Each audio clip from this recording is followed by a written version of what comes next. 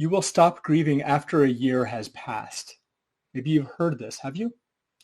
This is just another way of saying time heals all wounds, or just give it time. Time doesn't heal grief. On the contrary, the pain can actually worsen over time because there is an expectation that things will get better. We can think, it's been 2 years or 5 years or 20 years since my loved one died. Shouldn't I feel better? Shouldn't I be over it?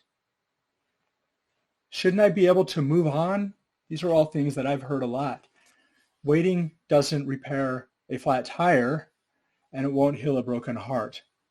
Maybe some of the intensity will fade away, but the wounds of a broken heart don't just heal on their own.